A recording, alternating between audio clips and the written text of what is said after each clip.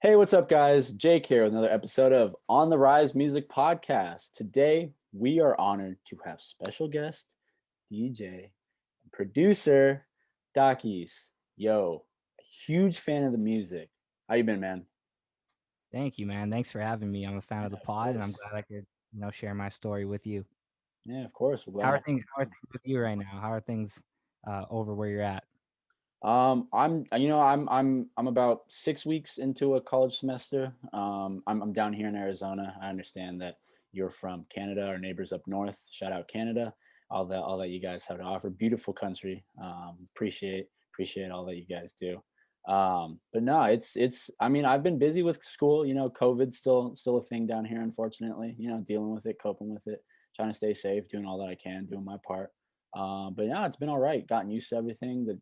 Been here for almost a month, a little over a month actually. So, I'm totally used to it. So I'm doing all right. Doing all right. Thanks for asking, man. I appreciate that. Hey, man, So we gotta check in on our friends 2020. That's very important. exactly. Everyone's going through it. You sound like you're handling it well. I think I'm Thank handling you. it well, but some people aren't. So it's important to check in on your friends and check in on your family, man. It's been a wild year. Not everyone can laugh about it like you and I, and Mm, feel good about the 100%. situation. Yeah, I agree with that. And like building off that point, man, I know you wrote that article talking about mental health and social media, and like this is like the perfect time exactly for that whole break that you were talking about. I mean I it was around March, around the start of COVID, when I really realized like, damn, I'm very entrenched in social media, and I was just like, you know what, I'm gonna take a month off. But it turned out I ended up going, like, the first time I ended up going back on was, I want to say, in May, and then throughout the summer it was just on and off, on and off, on and off, and now I just go on it like when I'm really bored. But dude, that idea of just resetting yourself and clearing yourself of all that there, and then the point of view that you make about saying it, like using it as a producer's perspective, like, yo, it hinders my creativity. That's crazy, man. Like I really like, I I love that whole point of view that you have. I mean, I didn't set out to spend 2 years off social media. It was kind of, "Hey, let me try a month, let me try a couple weeks, see if this makes me a better artist. Let's see if it makes me feel calmer and more comfortable with myself." And, I was a little worried about it, just like anyone. It's such a big part of our lives. I'm Mhm. 25. I mean, I don't know anyone else in their 20s that aren't, always Exactly, on social. yeah. So, I was worried about it, and I honestly didn't know what would come, and probably, like, a month or 2 into my, like, social media detox, I, had the first demo for my last single, "Wait for Me," and that was I was sitting there being like, "Did I just make, like, one of my best records?" And was it because I maybe was detached from seeing what was going on, and maybe I was able to have some creative thoughts I wouldn't have had? A big thing for me personally, and maybe other artists out there, music producers, when I'm on social media, if it's conscious or unconscious, I'll be scrolling and I'll see an artist that had like a hot song, or oh wow, they're on this Spotify chart, they're on this Apple Music chart. Oh Mhm, wow, look at this accomplishment. And like subconsciously, I'm in a studio session 3 hours later and I'm kind of like emulating what I just saw on Instagram. I'm mhm. kind of copying what I just saw. There's a lack of free thought and like creativity. Just go in, let's make what I'm feeling, instead of let's go in and make what I'm feeling right now. It's, what did I just see 2 hours ago that was viral on Instagram? And let's try to emulate that. And I mean, a record like Wait for Me, that's like a down tempo, 114 BPM, like guitar on the drop. I'm Yeah. working with like a, a melancholy pop punk singer mixed with like an R&B rapper. Mhm. Those songs kind of don't happen if I'm trying to copy what's happening on Instagram. Those songs 100%. happen when you just go in and say, "Let's do something fucking crazy." Yeah, So I taking think risks.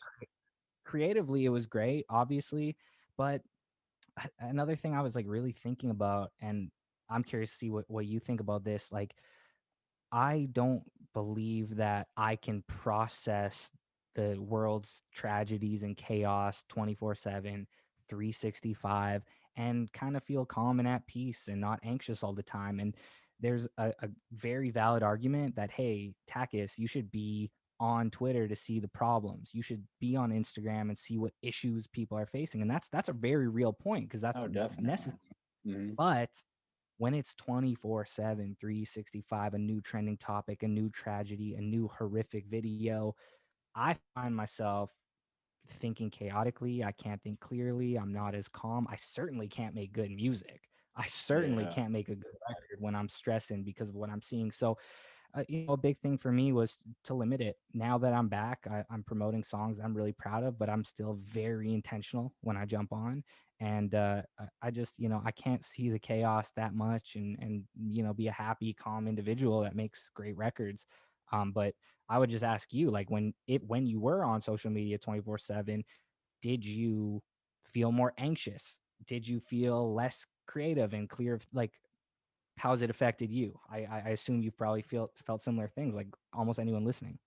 Yeah, that's an interesting point, and I've talked to that about my friend, and he is like a huge supporter of Black Lives Matter and everything, and he was like, "That's what I feel every day." He's like, "That feeling that you felt," and I was like, I like took a step baep and I was like, "Holy crap! I didn't even think of it like that."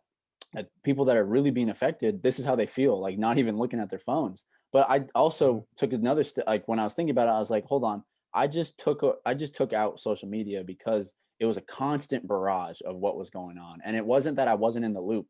I was watching the. I was my parents got I got into a really big routine over quarantine of watching the evening news with my parents because in my opinion and from what it looks like, not even my opinion, more so than just a fact, but like the evening news is probably the most unbiased news you can watch. It literally is just a reporting of facts. So you can digest it however you want, but they're just giving you the explicit facts. And they're like, okay, you make up your mind, like based on whatever's going on. And that's how I was getting all my information. So it went from me seeing everything all the time on social media and then to the evening news, like it was just a continuation. So I was constantly seeing stuff at night before I went to bed. I would go on Reddit, Twitter, whatever it was, and was seeing all these like personal videos, just like terrible how people are being treated, like the whole Black Lives Matter like protests and how they're turning into riots. And it was just like, dude, these people are just trying to peacefully protest, like, hey, we matter, like we need respect, and yet they're getting just beat down. It's just like, yo, it was yeah, it was making me anxious. It was making me very scared.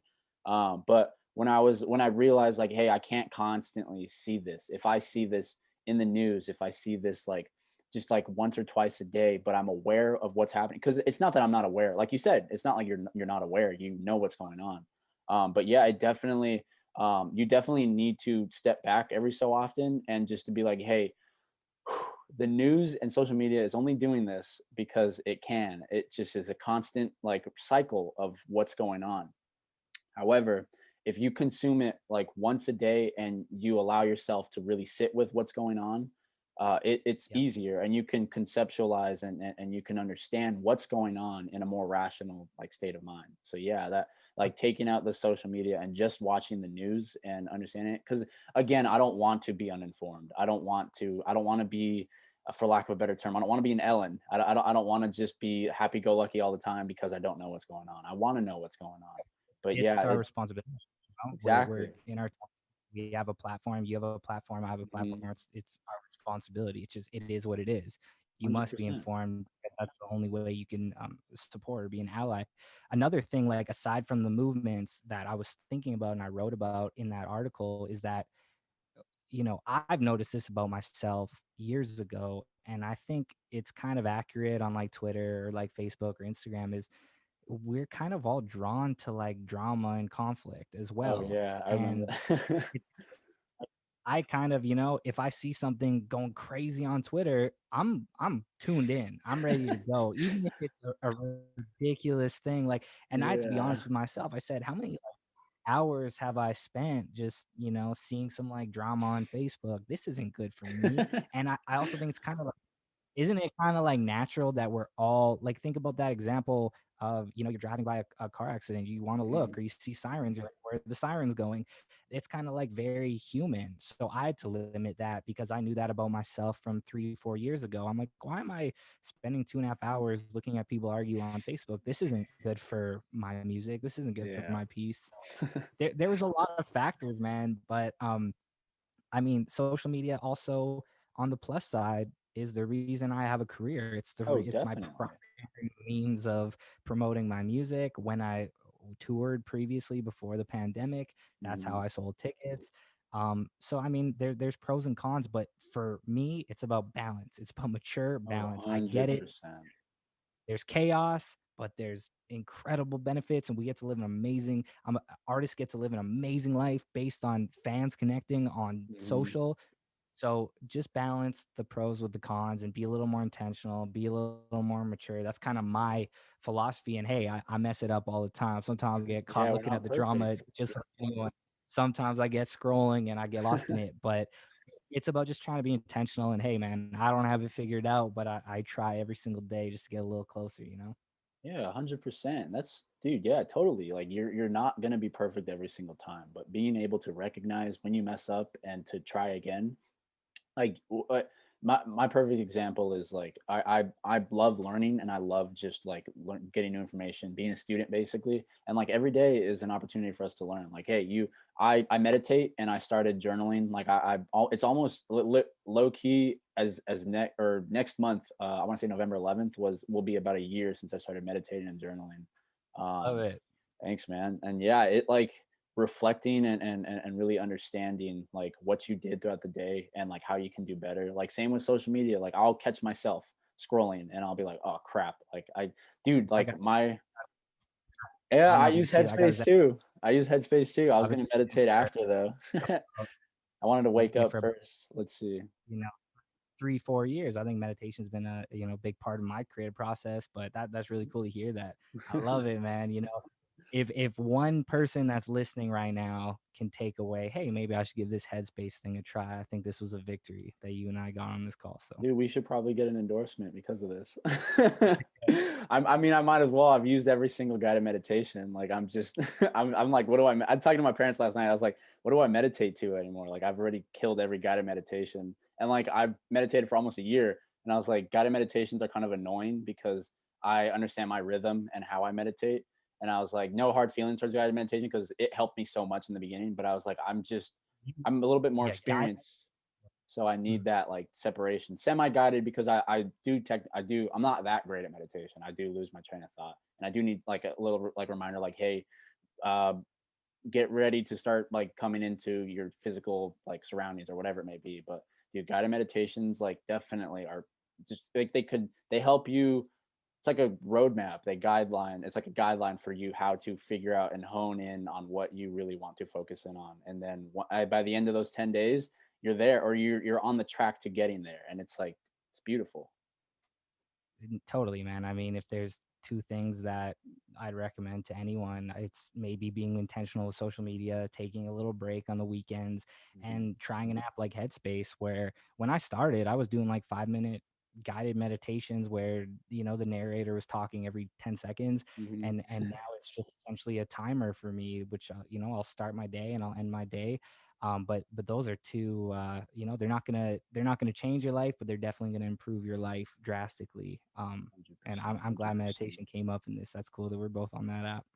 You know what I'm saying? Yeah, it's hey, dude, your mind is like your mind's a muscle. Like you get if you want to maintain a healthy physical appearance, what do? You go to the gym and work out. You want to maintain a healthy mental like state, what are you gonna do? You gotta meditate, you gotta work out your brain, you gotta allow yourself to, and a lot of it too, definitely like I mean I don't know so much if it happened with you, but it was like I wasn't fully comfortable with who I was as a person. I kind of social media was a way for me to, I guess I want to say like project, but not really because it wasn't really a way of me. But it was just like a way for me to feel comfortable. And then when I got rid of it, like because it had been in my life for so long, and I kind of used it as a coping mechanism for a lot of stuff that I went through, it was like Mhm. really weird. I was like, I don't know what to do. Like I don't know what I can do with this time. But I mean, I now mean, it's like I don't know what to do when I'm on social media. I don't even really want to go on it. So it's very easy to feel okay in a crowded nightclub. It's very hard to feel okay when you're alone in an empty Mhm. room with just yourself and your thoughts. Yeah. And that's the challenge of meditation, when the phone Mhm. isn't buzzing, when I'm not with five other people telling me how cool I am because of my song. Am I okay? Am I okay when the doors are shut and I'm by myself?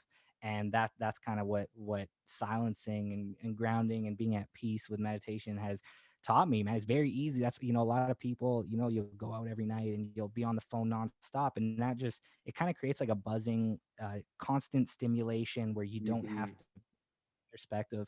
And being alone in that 20-minute timer, you're gonna some questions are gonna come up, and Exactly. eventually you'll answer them. So yeah, man, I'm glad that that's a part of your process, part of mine. The thing is that we're also not unique in it. I see a lot of young people getting Hmm. involved, believing in meditation, just like they've believed in working out. A lot of the most like legendary artists that I look up to and I idolize, first thing they'll tell me is they have a meditation routine. So Hmm. it's very much becoming mainstream, which is fucking awesome, man. Oh, I know. I was telling my parents, it's like, dude, we need to, we really, and my parents like make fun of me. They're a lot older. They're Well, yeah, for an older generation, you say exactly. meditation, they think you're just the fucking weirdest person, right? But They're like, are if you're you a 25, Jedi? yeah, if you're 25, talking about meditation is like saying, I'm gonna go for a jog, or Exactly. I gotta, so we're as much as we're in a chaotic space, we're also getting better at a lot of other things. Yeah, and I had a conversation with my friend about this a couple days ago, and I was like, I was like, it was really funny because I was like, I don't feel stressed anymore, and I don't know if it's because I'm just numb to everything, but I don't feel numb. I was like, I just feel like I'm in the middle, I'm in the eye of a hurricane, and everything around me is spinning, but I know that I'm okay because nothing's gonna hurt me. Why? Because I'm in the eye of the hurricane. And he was like, dude, that's what you want in like meditation. That's what you want to achieve. You want to be cool in the face of like adversity. You want to understand, like, yeah, there's a lot of stuff stressful around me, but I'm calm. Like I can take care of it. And like that's why I'm saying like maybe I don't need guided meditation anymore. Maybe I need semi-guided. But Mhm. like, yeah, that's ultimately what happens with meditation. Anybody out there that's listening, don't expect anything. Just meditate, and you will eventually get to that point where you are calm. And I'm not bragging or anything, but I was just like, this is really like, wow, I'm proud of myself. Like I was able to get here when a year ago I would wake up super anxious, and I would like have to calm myself down and like do breathing techniques to calm myself down, but it wouldn't last, you know?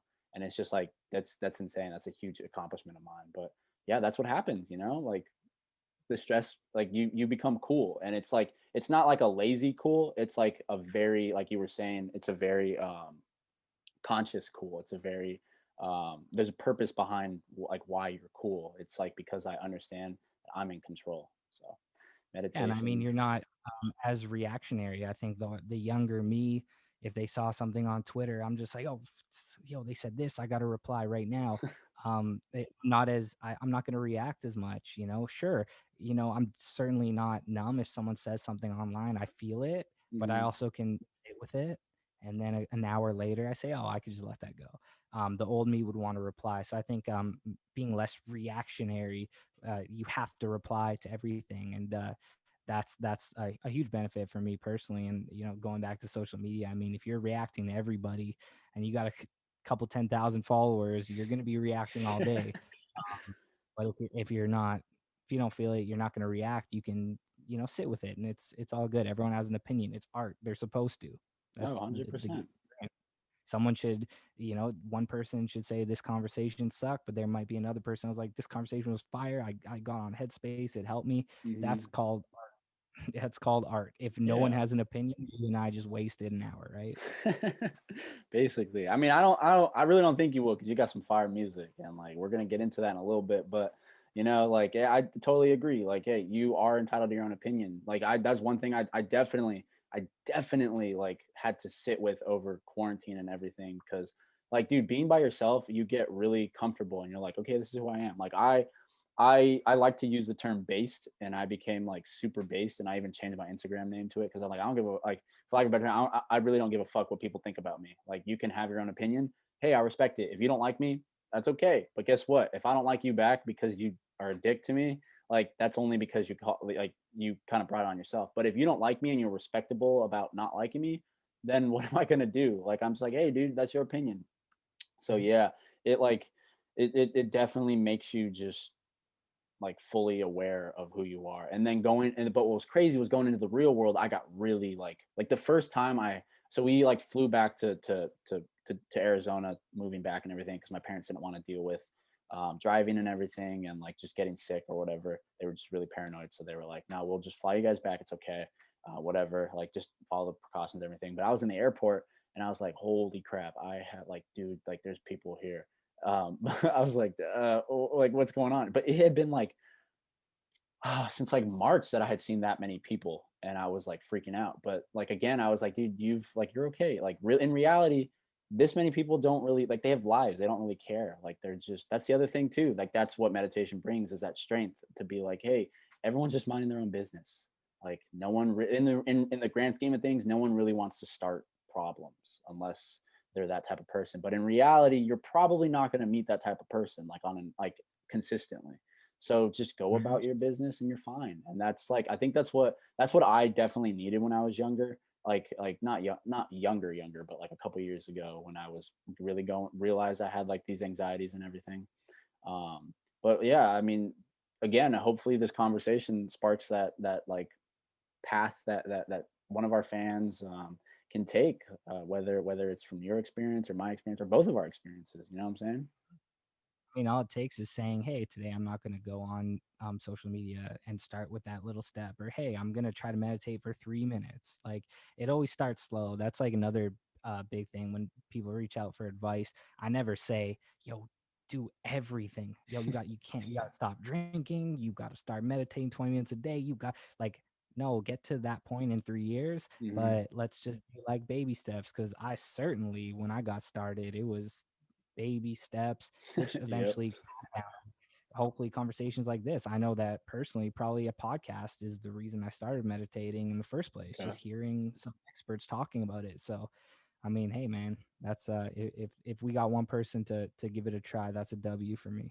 You know what I'm saying? Yeah, one person at a time. I have I've had a conversation with one of my dad's friends just for career advice, but he was like, I'm helping you out because I know you're gonna do the same when that comes around. So ever since that, I'm like, hey, as long as one person gets affected, like positively, like there's not because like you said, it's little things. It's a movement. It's a ripple in the pond that spreads out and crosses, especially with music, dude. Like you really only need like one like I've talked to like many people a lot smaller than a lot on a smaller scale than you of course, but they said the same exact thing. They're like all you need is a select group of people, boom, they blow up. All you need people to really fuck with you. All you really need is people that really will ride with you, and then guess what, like you're good. And that's like, yeah, that's what I'm saying. Like all it needs is one little drop, one person, two people, a single conversation between two people. Hopefully it starts something, you know what I'm saying? For sure. So just changing it up a little bit, moving it over to the music side. So I understand that you're from Winnipeg, Canada. Did Mhm. that, what, like growing up or anything, did that have, or to be completely honest, I don't mean to like to perpetuate the stereotype, but I'm an American, so I don't know much about any other Nope. not much. We learn a lot of American history. It's more so propaganda than it is history, but hey, it is what it is, and I'm realizing it now, so it's good. But Winnipeg, Canada, was that? Do you feel like that had any influence, or were you kind of driven about like from everything growing up? Yeah, I mean, your American listeners probably are aware of like Toronto. That's where I'm at right now, Oh, Toronto, okay. Canada. I'm sure you The know of that. six, But you know what I'm I was, saying? yeah, I was born in a place called Winnipeg, Canada, and it's a very small town. There's not a lot of artists that have come from there. And my whole debut album, which is on the way, is called Welcome Home. That's kind of like my whole brand for this project, and it's literally the story of growing up. I'm 25 right now, and it took me 25 years to tell this story properly. But, there's a vast difference between when you're coming up as an artist or a podcaster or anything creative, when you're from a town where you don't necessarily have any example, it's a lot different. Like if you're from New York or LA, you open your eyes Hmm. and, oh, I know this guy, I know this guy, I know this guy. You have examples of success. When I was coming up in a small town in Canada, in the middle of Canada, freezing cold weather, I didn't have an example of an artist that was a full-time artist. I didn't know anyone that signed a record deal. I didn't know anyone that went on tour or had a manager.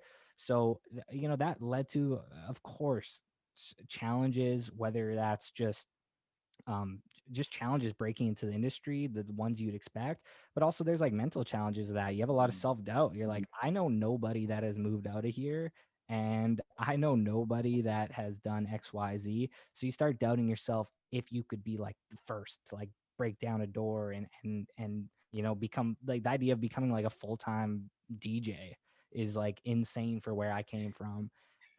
But you fight through it, and now there's kids back in my hometown that when they're in the studio and they're telling their mom and dad, hey, I want to make music, they can say, hey, there's this example. Yeah. There's this example. He comes from the school I went to, or he comes from down the street and he did this.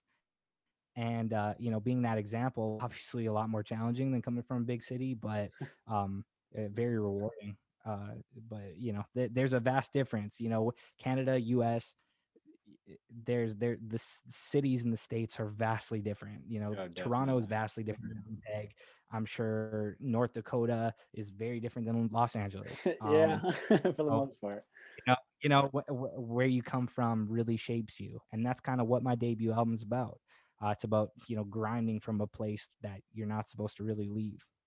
Yeah, I actually like when you mentioned it, and I remember reading up about it a little bit. I like that idea of you just kind of you wanted something and you went and got it, and like that is the epitome of like any artist. I mean, you like you said, you came from a very small city and there are very small town, and like you said, you knew nobody, but you were like, hey, Mhm. like I want this. I'm hungry. I'm determined. And yeah, it's gonna take you some time, especially if you like kind of start off like you said, knowing nobody.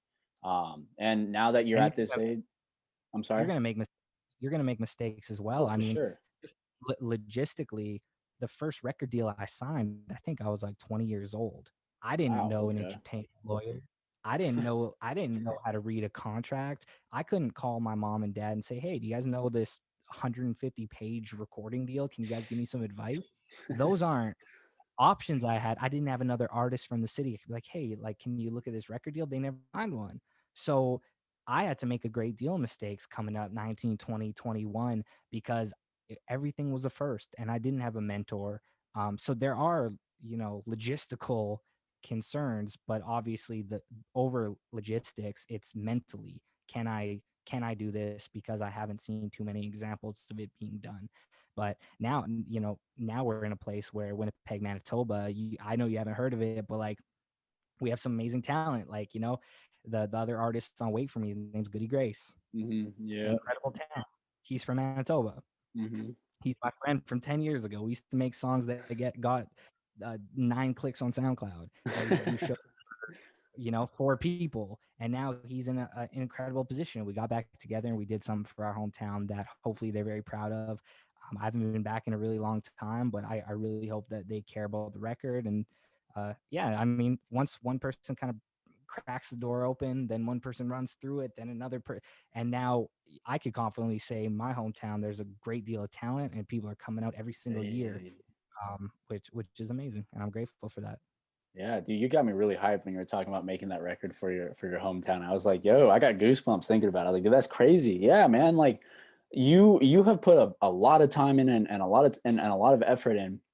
Like you said, you've made your mistakes. So it's about time that you're finally on the rise, bro. And that you're coming back and you're like, hey, I got you an album like for your hometown and everything. Like, dude, that's crazy. Like, yeah, and what I think is really interesting is that you're basically saying like even the bad side or even the bad times that I experienced and even all the dark times, they are still memories. Like in a way, they are memories that are good because they helped me become who I am today. And you embracing all of that is just like that's the or like the best example that I have for something like that is like I'm a huge Star Wars fan. I'm a huge Star Wars junkie, and I was watching Clone Wars one time, and there was an episode where Yoda has to face himself, but it's like his dark self, and he's refusing to accept that it's him.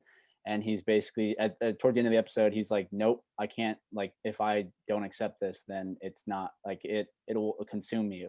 So like accepting like even the bad parts of all your memories of all your childhood of your upbringing and all the adversity you faced, it's like Another huge thing for up and coming artists, like I get like 10 SoundCloud links a day where artists will message me.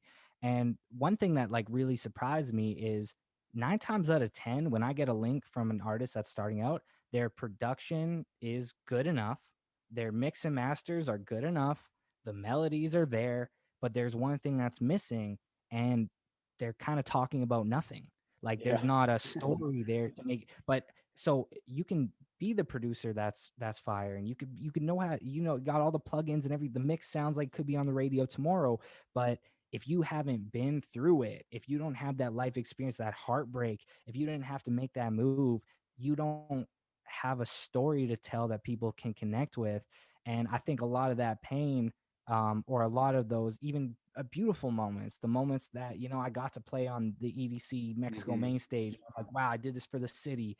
And like those moments are highs, but there's also lows. And that allows me to tell a story, which is like the part that builds fans. They need to Definitely. feel something in that story. It's not just about flashy production anymore. It's about, I want to hear something. And one of my greatest, I think one of my greatest skills is also being like a songwriter and being in there and like writing really good stories that can relate to people. Like Wait for Me, for example. Yeah. Like Goody Grace and I are from the same place, and that song was written like the whole course is like tell me you'll wait for me, life moves fast, and that idea was him and I coming from a small town. He moved to LA. I moved to Toronto at the time. And we're fighting to make a name for ourselves. We're fighting for every radio play. We're fighting for Hmm. every opening slot. We're fighting for every stream on Spotify. And we're gone. And we're still in the back of our heads like, well, I hope that girl doesn't forget about me. Wait, are my friends moving on? Like, Wait for Me is a real story of leaving and being like, oh shit, everyone's moving on. No one's pausing just because I had to go make something myself. Hmm. So like all these records are stories first, 100%.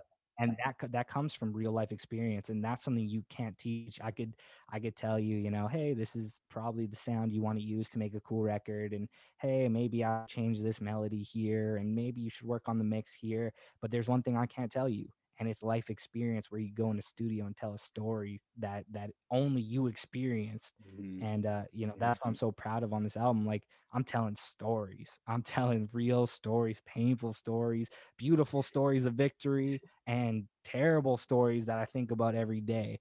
So I think like the songwriting and the storytelling is something you can't, that's not a tip you could give. That's a life experience you have to have. Oh, 100%. And I mean, I was playing from the start, and I like from literally from the start of that song, I was like, holy cow. Or, like, excuse me. I was like, this song is like crazy. It's basically saying, like, yeah, we were doomed from the start, but regardless of everything, I still had a great time. Like, dude, That session, I've been in so many sessions, and like for this album is gonna be 10 songs, and I've maybe okay. made like 100, and 90 aren't gonna work. But when we had that first line, we got to learn how to love ourselves before we can love each other. Mhm. I was like, oh shit, this is our song. This is a whole, because it is so easy to write a song about a breakup where you say, this person was wrong, she was wrong, he was wrong, you did me wrong, you lied to me. It's very easy to blame Oh, you for 100%. the breakup. This is the first time where I said, wait, I've been blaming this person for the past 4 years, but maybe I wasn't, maybe this is my fault. Maybe we were doomed from the first day we met. And I've been Mhm. making up all these stories about, I'm making up 100 stories. She lied to me on this day. And when she said this, it bothered me. It's like, actually, the day you met, you guys probably weren't the worst. So even just that idea, not writing a stereotypical breakup song, writing a reflection song where I say, damn, like, yeah, we broke up, but maybe it was my fault. And I never hear records like that. Not a lot of artists talk about No, like, yeah. Yeah, people don't wanna sometimes, admit when yeah, people don't wanna admit when they fucked up. Like, it's just that's just no, no, human nature. and it's not a pop song too. Like my goal is like, I'm trying to make pop songs that are on the radio, but if you really listen to lyrics and you really listen to storytelling, you're like, damn, this is a little deep for the radio. That's kind of my goal. I want to like slip in some lyrics that are too deep for radio, but sonically it just works, No, balancing I like totally pop feel with a that. lot of depth. Yeah, and, like, I'm gonna be honest with you, like, yeah, it does not sound like how it should sound. Like, it's one of those songs I know, like, Pumped Up Kicks is one of those, Yeah, and, Mr. Blue very Sky too. Like, these are songs that are very upbeat, and then you listen to lyrics and you're like, wow, like there's this is a hard hitting. I was really like, I'm not gonna lie. I was expecting like something that was just like, oh, love, like joy, blah blah blah. Like what the vibe. I was expecting lyrics that matched the vibe of the song, but to hear something Yeah, like the real breakup, like yo, we probably like it's not your fault. It's both of our faults. Like we just weren't the right people. And what's crazy too is I had a past relationship experience exactly like that. Like for the longest time, up until recently, I was like, damn, bro, like oh, it was her fault, it was her fault, it was her fault. And even like that I've grown mentally, I still was like, oh, it's her fault, it's her fault. And then looking back at it, quarantine helped me a lot too because there's not much to do. I had to just basically sit with everything. But I was like, yeah, that was just not a like that. This should not have happened. I was like, I was immature, like she was immature. as humans, we are storytellers. Like to go to Exactly. bed at night, I need to tell myself a story. So for 5 years, I'm like, yeah, I mean, she was wild. She did this. She's like, she is this. And you just keep telling yourself new and new stories so you can sleep at night. But eventually, hey, maybe you need to look in the mirror. Maybe you Mhm. gotta stop telling stories and start accepting that, hey, maybe I need to grow from this. Because if I don't, I'm gonna go into a new relationship and tell new make believe stories. Mhm. So yeah, I mean, the idea of really trying to make pop songs that are bright that radio stations are playing across Canada and in certain markets, that's really cool to me. But also slipping in like, what do they say, like like slip in like broccoli, parents like break up broccoli and like mac and cheese or something. Like I'm Yeah. trying to slip in some actual lyrics into songs that are really bright, because like I love pop songs, I love bright music, I like songs that I can go on the treadmill and it makes my morning better. But I No, of also I course. need to hear something that makes me at least think twice. And that was Wait for Me. That is from the start. And my entire album, there is no records on this upcoming project that are just cheesy, we're all happy and no, it's like there's a story in every single record. And that's the balance. But that's the fun part, man. Let's make real records, but let's make them accessible to everybody. That's like the impossible challenge. Like a real song, but also make it acceptable for pop radio. You know? Yeah, and I do 100% I support that. We had an artist on, I want to say he was like our third or fourth guest, Jetty Santiago. You can check him out. Everyone who's listening, you guys should check him out too. But he, same exact thing. He had like very, very trap beats, like trap, because he's a rapper. He had like very trap beats and very like Southern inspired. But his lyrics were real. Like what he was saying was like, hey, like he was basically he was telling me that he wants to make conscious rap cool again. And he was like, because, and I was like, yo, 100% I agree. Like, yeah, it's cool when you're like, yo, big chains, big money, like big, like hella bitches. Like, yeah, that's sick, I guess. But like when I started really thinking about it, I was like, dude, this is just a formula for everything, like even pop music, kind of. And I was like, it's just like, I don't know, I need something more. I need substance. So yeah, like what you're doing, what Jetty Santiago is doing is like, dude, you are like you said. I love that. I actually love that example, slipping in the broccoli into the mac and cheese.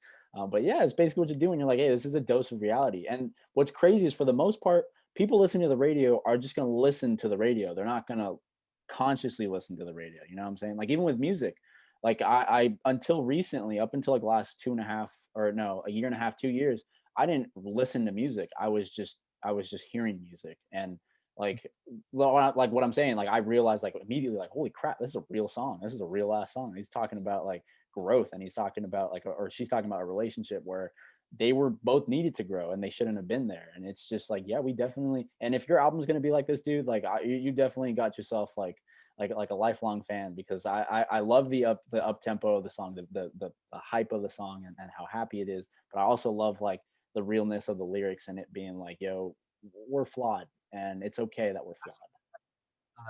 A very interesting challenge. Like it is very easy for you to listen to a 3 minute song and be like, oh, cool song. It is Hmm. very hard for you to listen to a 3 minute song and be thinking about that song for the next 30 minutes. Yeah. Like that is can convert. Well, you were talking about like, hey, you need to have a handful of real fans.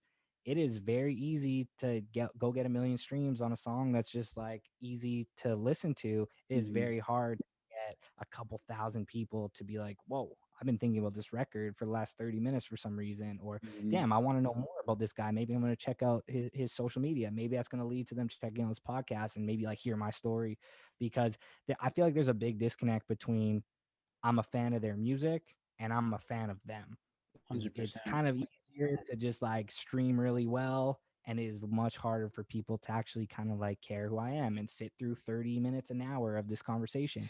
And that's the real goal. That's the goal. You want to have fans that care about the person, and then also all these songs, that's a balance. Yeah, and like or like building off of that idea, I'm a huge fan of Frank Ocean and the whole his like it took me a long time to really realize like, hey man, he's a human being. Like he doesn't have to release music to us. So why is everyone mad that he isn't? But it's like regardless, his music and what he's saying is like so real and so good that guess what? I'm still listening to Blonde that came out 4 years ago. I'm still listening to Channel Orange that came out 8 years ago. Like dude, like that's exactly what you're saying. Like, hey, if you say something that's meaningful, if you make something that's meaningful, you will have people come back, even if you go dark, like i.e. Frank Ocean. Like, dude, like I mean, he pops out every so often for like he drops two singles like within the last couple of months, year almost. But yeah, dude, like you have like if you want a fan base that really cares about you, it looks like you have one, to be honest. Make stuff that's real, but make stuff that's like digestible. And hey, both of that, both And like, oh, I'm sorry. you need to decide what type of artist you are as well. Like, Mhm. there's no shade to being the artist that puts out a lot of records that Oh just no, sound without a good, and doubt. Yeah. that's just what the type of artist they want to be. Hmm. I'm the type of artist that I keep a lot of my private life private, and you'll hear about who I am through my songs. You're not going to hear about who I am through an Instagram story rant. I don't tweet out crazy shit, but if you're going to be one of my fans, I want it to be because of my records, Hmm. and maybe because of these long form conversations, which I'm starting to do a lot more of. um that it's just, you decide what type of artist you want to be, and that reflects on what type of person you want to be. And hey man, I like to be private. I like to know that there's my real life behind the scenes that I keep guarded, and there's really vulnerable stories I say through my music. And if that's the type of artist you want, then I'm great for you. If you're the type of artist that wants those memes and those crazy things, I'm not that artist. But guess what? There are millions, and there's some amazing Oh, artists of that 100%. caliber. So you just decide what type of artist you want. And when I look at, like, yeah, Frank Ocean, just thinking of Channel Orange, you could play Channel Orange right now, start to finish. Timeless. No Yeah. one's gonna complain.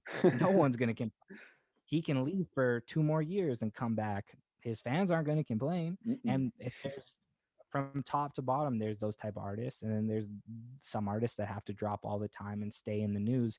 It just depends on what type of person you want to be. No one's right or wrong in it. It's just 100%. you just got to ask yourself who you want to be. And I've kind of chosen, I'm going to be the reserved, introverted person where it's none of your business, my private life. But when you listen to my songs, I'm going to give you the rawest. Yeah. So that's just a decision I made. There's no right or wrong. It's just No, I definitely chose not. that route. Yeah, and again, it's off of preference. It's just that I got bored of listening to stuff that was just the same thing. And I'm not, and in no way am I shitting on people or shitting on like artists that make music or that listen to music like that. Because, dude, if you want to listen to that, go ahead. Like like it's whatever. Like Hey, it's hey, if people could call me out, I used to DJ in Vegas a lot at Marquee nightclub in the okay. Cosmopolitan. Hey, there And you guess go. what? But when I'm DJing in Vegas, I'm playing those records. Exactly. Sometimes when I'm in that, so it's not like I'm playing J. Cole's album when I'm DJing No, in yeah. Vegas. I'm playing the records that fit the vibe. So sometimes, I'm on the treadmill. I had to get through this fucking workout, and I'm gonna put on just the most turned up hip hop records because that's 100%. the vibe I'm in. But it also, like, yeah, it's a type of person, but it's also a different type of vibe. Because trust me, my set Definitely. in Vegas is a lot different than my EDC set. It's just, it depends on what you got to read the room, right? Definitely. Yeah, I agree with that, dude. Like I don't just listen to one sort of music, dude. I mean like my leading up to this point, my huge music genre was hip hop and rap, but as I started like getting through high school, my dad started introducing me to like folk rock and like 60s and 70s like hair bands, just like old music. And then I started getting into like 80s music too. Started getting into EDM a little bit, house, like Tame Impala, so like psychedelic alternative, like bedroom like dude, like my music taste is like I don't have a set music taste. So yeah, I totally agree. Like dude, yeah, of course I'm gonna throw on a Drake track Are you kidding me? When what is it? Laugh Now, Cry Later came out, dude. I was like bumping that thing on repeat. I was like, dude, this is good. Like Drake knows what he's doing. He comes out with what he's coming out with. Like all these pop rap or like I call artists that basically are just like too big for anything and just make stuff constantly rap pop artists because that's basically what they are. I just call 'em pop stars. Drake is Okay, the pop perfect. Yeah, oh, Drake is totally the pop star. Travis Scott's a pop star too.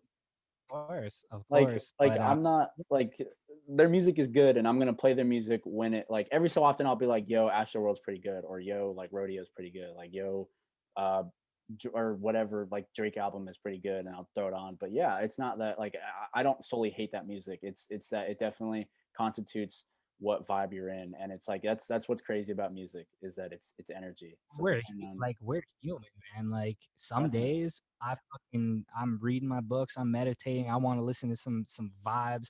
Sometimes I'm not on that energy and Mhm. it's Friday night, I want to turn up and I'm in Toronto, so I'm gonna listen to Drake Yes, and sir. party and weekend. And so we're human. So our taste, our personality, our emotions, our ups and downs go into the music as well. And I'm like at the point where it's like, I you can't tell me what genre uh that I vibe to. It just depends on what I feel. I look at Goody Grace as this like pop punk artist that works with Machine Gun Kelly and Blink 182 and Tori a rapper. Or I Yeah, look like that's a crazy song, that's a crazy collab. I have a demo, I have a demo on my project that may or may not come out with like a rapper and a country artist. Like if it can work, it could work. Try it, have fun, experiment. We're artists, we're supposed to experiment. And also pre Spotify, pre Apple Music, yes, you had a genre because you had to pick the radio station and you had to pick, you went to the concert, you went to the radio station, and you were a hip hop fan, or you were a country fan, or Mhm. you were a top 40 fan. It is what it is. That was radio. Guess what? Streaming. Streaming changed everything. The Insane. same kid that can listen to a country record might be listening to EDM record, might be listening to a hard hip hop record. Streaming, blended genres, young people have a million and one taste, Mhm. which I think is fucking awesome. Like Oh, for people are sure. I trying out agree. different things. Like back in the day, trust me, 20 years ago, it was rare to find someone that genre hopped. You are not gonna find someone 20 years ago that's like, hey, I listen to the country station on Mondays, I listen to the hip hop station on Tuesdays. No, that did not happen. Today Mhm. with Spotify, you put on a playlist, you just get everything, Yep. which is fucking amazing. That's the best part of streaming. Oh, 100%. And even, dude, even sooner than that, like back in 2008, when Kanye dropped Graduation, everyone was like, oh my God, it's not like he's going toe to toe with 50 Cent. 50 Cent's a gangster rapper, and Kanye is like a pop, like psychedelic synth rapper. Like no one really knows what to categorize him as. And it was Yeah. huge. It was like major news. Like, dude, it's just music. Like it like that's what's crazy about hip hop too. Like in a bunch of different genres, they all have subgenres because it's like, yeah, you go under an umbrella, but it's like you are very different than the artist next to you. Like you have your own sound, and it's like, yeah, it's totally like the vibe that you're feeling. Like again, one day I'm probably just like angry as fuck and I want to listen to Many Men, and then another day I'm probably like vibing and I want to throw on Good Life. You know what I'm saying? Like it's really goofy, but I mean, like that's what again, like that's what I love about this generation, our generation, I guess, is that everyone is kind of just like they're really open for the most part. Everyone's very open to just experiencing things because like they or we value life experiences over like physical objects, which is amazing, honestly. And yeah, I really like how you're able to do that. That's crazy. Like being completely honest, I was reading that article about everything, the ET article, and they were like, "Yo, you got that's huge too, bro. Shout out to congrats on being on ET. That's big. I mean, ET's here in the States, but I mean, if they got ET Canada, they're pretty huge. So hey, congrats to you, man. That must have been a great experience." It was a big deal. My mom watches Entertainment Tonight. We can't, she was able to check that out, which is nice. Yeah, that's yeah, but what you said on there, you were like, yo, I want to be able to mix two conflicting artists and bring it together in such a harmonizing way. And I mean that like you did it, bro. Like that track goes. I mean, hey, you got it in clubs, you got it in like you got it in Foot Lockers, dude. Like that's crazy. You got it in gyms. Like, hey, like you definitely popped off on that thing. And yeah, artists should definitely not limit themselves because when you do, I've talked to many producers too. When you do, you begin to like bring down your inspiration substantially. You begin to pigeonhole everything and you stop like almost like what you said, you subconsciously start doing stuff that sounds like other people because you pigeonhole yourself to sound like that.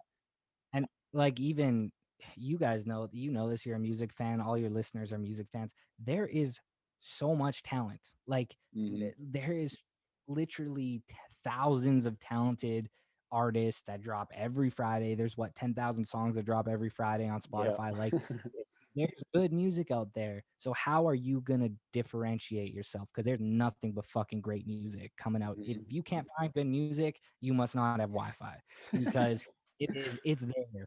So how are you gonna differentiate yourself? For me, I'm gonna try to tell stories. And for me, I'm gonna try to bring together artists that aren't supposed to make sense on a record. And that's something that excites me and wakes me up every morning. How can I do it? It's exciting because guess what? I fuck up a lot. I told you I have 90 songs that didn't make my album. Guess Hmm. what? That was because I was trying to experiment and the experiment failed miserably.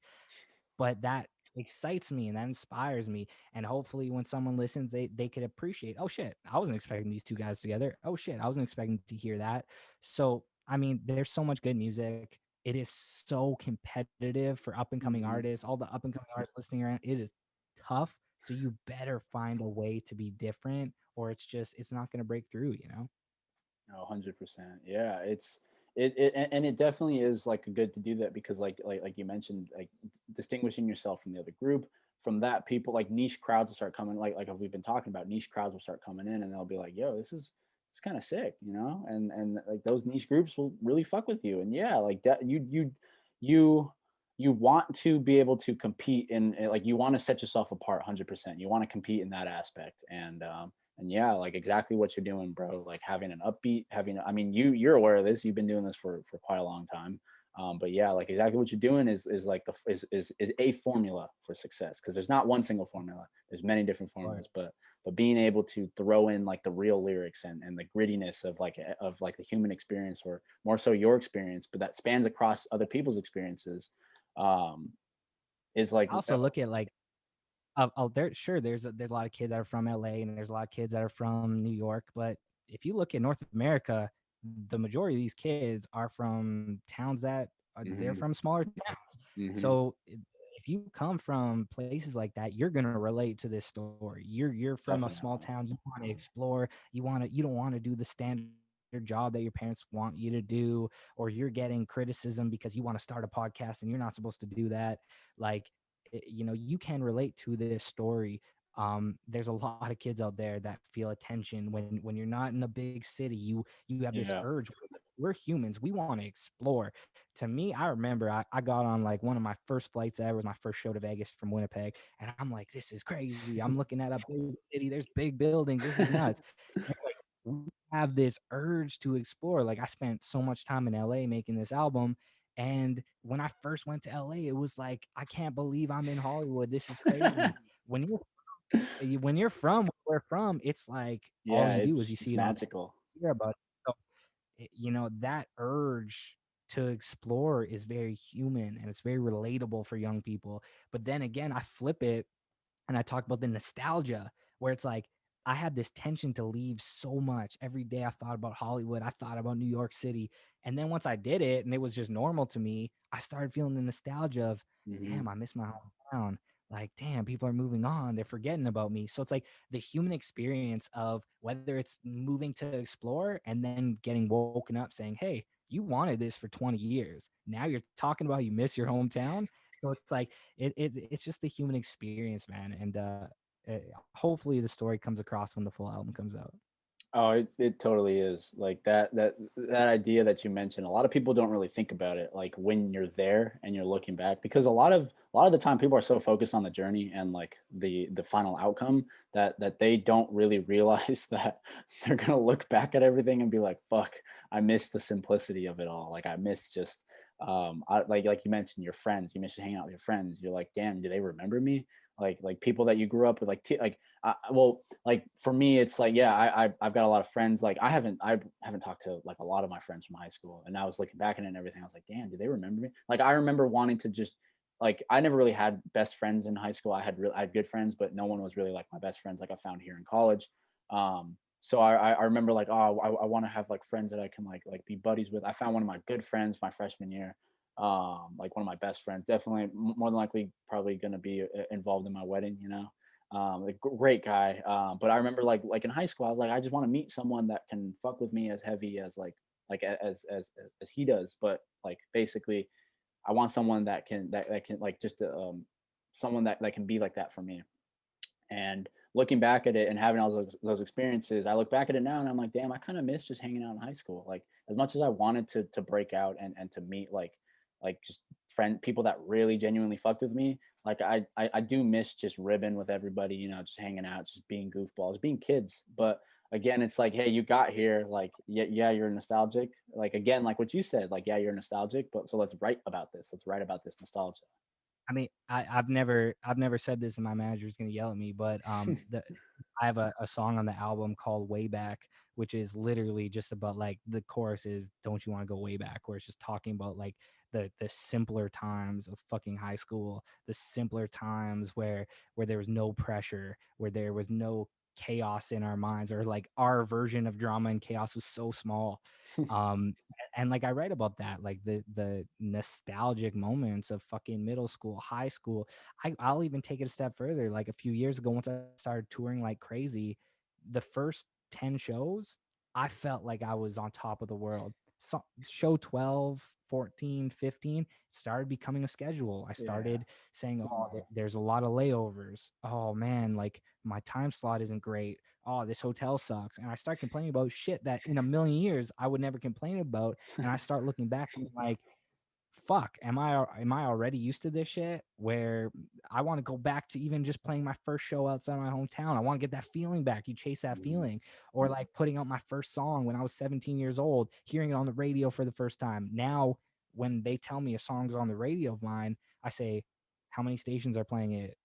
Okay, like, do you know what I mean? Like, it's Yeah, hard to I get totally back do. that wide-eyed, that feeling, or like your first podcast. I assure you, on guest number 100, you're gonna start going, "Yo, we uh, can't get Diblo on this. Why don't we have like, you know what I mean? You're gonna no, I start get it. not Yeah. having that feeling." So, that's another thing. Like, one of the records on my own is called Way Back. It's talking about like, don't you want to go back to when everything felt fresh? And unfortunately, it's very hard to capture that emotion and capture that feeling. But I do write about it because as much as I would complain about fucking a show where I didn't get paid in my hometown for 10 people. Those felt great. I thought I was performing the Super Bowl for 10 people back in my hometown. And what I would give to get that feeling back, what I would give to hear my song on the radio for the first time, what I would give to have my first song hit. I remember when I hit 1,000 plays and it was like, oh my, 10,000. Yeah. Now it's like, why isn't this song at a million yet? And those are things it's just human to grow and to change, but don't ever act like you don't want that first time feeling back. Oh, 100%. Yeah, and that's what I'm saying is so crazy about like the music that you put out, because you telling me this is exactly something that I've felt. Like I've again, like just a quick example, like my freshman year of college, dude, when I was hanging out with my friend, when I first met him and everything, and we were just all having a great time. Like, dude, being alone and by myself for the first time, like not being alone, but like basically just I had to take care of myself for the first time, like by myself. That was insane. I was going to bed like 2, 3 in the morning because I could, not because I should have, but because I could. And I was just like, yeah, I was so wide eyed and everything was so amazing to me. And like you give it like, dude, I'll even say a semester. And like my second semester, I was like routine, blah blah blah. Like this is all boring to me. I don't like it anymore. It's like, yeah, that's crazy. Like that you were able to capture that experience. But it's like it's just what you feel and you're just talking about it. But the fact that I've experienced it too, and I'm sure thousands, if not millions of people know exactly what we're talking about. Look Um, at just talk like not talking about music industry. Any person that's been in a relationship, that first month you're with that girl, you're like, oh, this is crazy. I don't know if she likes me. This I don't is want to say wild. anything because I'm with my girlfriend right now though, Like, but like in the past, like no, I get that what you're first saying. month, The it's just honeymoon like you phase. are it's incredible. Mhm. And you'll fight your entire relationship to capture that energy. And some people successfully find moments of that energy and sustain it for 10 years or longer. But it is always a moment to capture, and it's a feeling. And I tried to, I tried to bring it in this one of these records on the album, and I try to talk about nostalgia a lot, because you're lying if you don't act like you don't think about certain moments that you wish you'd have back, or feelings that you can chase. So I try to explain that as well, because as much as thinking forward and being like, I need to get the success, I need to get the movement, I need to be doing 100 shows, I need to be on every radio station. I also think back on, damn, that first time that first radio station played my shit, I was like shed a tear. That was crazy. And now why am I like emailing my team because we didn't get as many radio spins across this mark? Like, you know what I mean? You gotta Mhm. just kind of check yourself, but it's human to be nostalgic about first times. The first time for everything is just usually pretty amazing. Yeah, I totally agree. Yeah, it's the human experience, and again, it's a shared experience, which is why like your music like resonated to me, and I'm sure it's resonating to a bunch of different people, because if you truly listen to what you're like, of course, surface level, the beats are insane. Like it's a great song, but like if you look even deeper, you'll understand like what you're saying, that you're not just like you said, we all feel nostalgic, we all feel we all long for a simpler time. So it's that ability for you to capture the human experience, and to say it and to put it on such a like catchy track, and such like a upbeat track. Like, dude, it's only a matter of time, you know what I'm saying, before you're headlining EDC and everything. Because like, let's be real, man, like your music's good. Like it's really Yeah. good. You again, you capture like we've been saying, like you made me feel something, and you made me react a certain, you made me think about the song, dude. You made me think about the song all day yesterday. You know, like I That's was the playing goal. it all day yesterday, and I was thinking about the lyrics, and I was like, this is crazy. Like it's not just like, oh, like I love you, you love me, like we're perfect harmony. Like, no, bro, that's not real life, unfortunately. Like you're gonna run into a lot of bumps. And for you to capture that, but also put it on a song where people would expect it to be like, oh, it's all good, it's like everything's happy. You got a recipe for success. That's the goal, and that's the best compliment someone could give, that they kind of understood it. And I mean, that's the goal, man. That people are really going to resonate with records and feel something. And so far, I've been, getting some amazing feedback on the records, and people telling me their story, and that's amazing. The fact that I could say something on a song that you could instantly relate to, and also thousands, if not hundreds of thousands or a million people can also feel something to it. That's the whole goal. That's the mission, man. And I'm trying to get closer to it every record and every session. I try to get a little bit better, and I'm just getting started on it. Well, I mean, we're excited for Welcome Home, man. Like you're definitely about, like, if this is the case, and from the three tracks that I mean, from the two tracks that I've heard, and your single coming out from the start, like you definitely hit your mark, and you definitely hit your target. But like, with that being said, man, I could chop it up with you all day. I loved having this conversation. We talked about a wide range of topics, which I'm very glad that we were able to cover. But I just want to ask you a final question. It's like a two-part question. We ask all of our all of our guests. Basically, first part is, what is one thing you would tell like an up and coming artist, like one piece of advice, whatever it may be, that you would like them to know. And then number two, if there's anyone that you are like working with right now, or that you're listening to right now, or like mentoring right now, and you want to give them a shout out, go ahead and just drop their names. Yeah, I mean, kind of going back to just our whole conversation, the best advice I can give is to experience life and share it in your music. And unfortunately, that isn't easy advice, because you got to go through heartbreak, you got to go through fucking failure, you have to go through Mhm. embarrassment, but you also have to go through successes. That is a very chaotic life trajectory, but if you can fight through those real life experiences, you can come back with a story to share. And the next Yeah. time you're in the studio, I know I know you can make the beats that are good. I know you can hit those melodies that are fire. A lot of people can, but go in and try to tell an honest story. Be vulnerable. Think back on the last time you felt something and try to share it in a consumable way. That is by far the only real advice, because I know the talent these days, man. I get 16-year-old kids sending me SoundCloud links that are fucking incredible, that they could produce better than I can. They're singers that send me their stuff, and I'm like, you are better than most of the songwriters I've worked with. But telling a story through these songs is almost impossible task. So really try to share who you are to your fans in a consumable way, and that's only going to come through a lot of pain and a lot of life experience.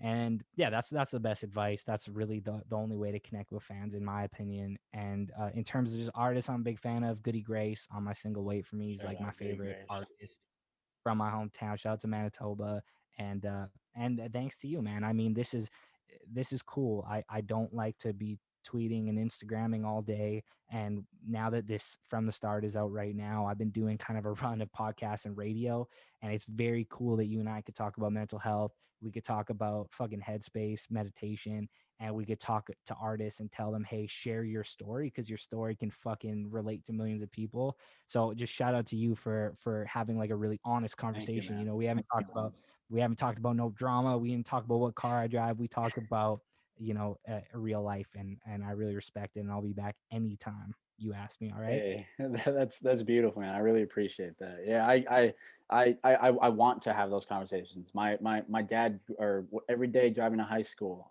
my dad would throw on Howard Stern, so I listened to Yeah. like him having like real conversations. Like, dude, for crying out loud, you literally leaked the track. You literally leaked the title of a track. Like, you're not gonna get that on a different radio show. Like, that's because we connected. Like, I want you to feel comfortable. This is your opportunity to speak. And again, like, like I've told you, I don't really care much for social media, so I don't really care much for interacting with people on text message. For I mean, FaceTime, I guess it's whatever, but like, I want to gain an experience. I want to have a serious conversation. I don't have very many friends, but the friends that I do have are very, very close to me, and they know who I am as a person, and they can help me out in any situation. So I want to be able to like, start that connection. I want you to feel comfortable, and for you to, like, yeah, let's have those real conversations, because again, that's what your music talks about.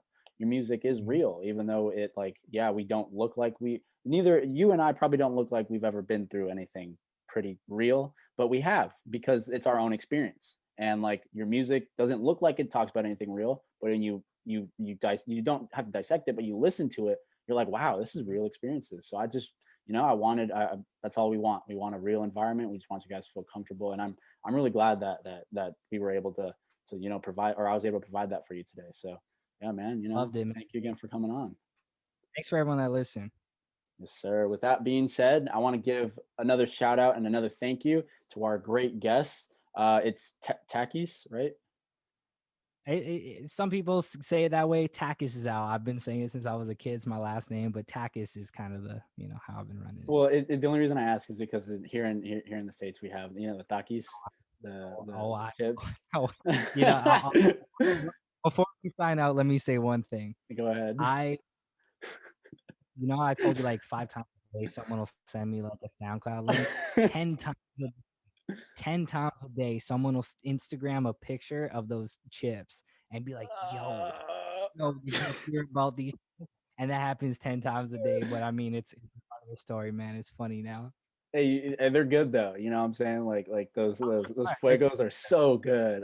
No matter how much they hurt, like those shits hit. We have to get an endorsement from both Headspace and Takis now that we're talking about. I mean, your name, for crying out loud, Yeah. is Takis, so that should be like in and of itself. You know what I'm saying? But thank you again for coming on. I really appreciated it. I had a great conversation. I hope the fans enjoyed it. I know they will, actually. Like, this was a very real conversation.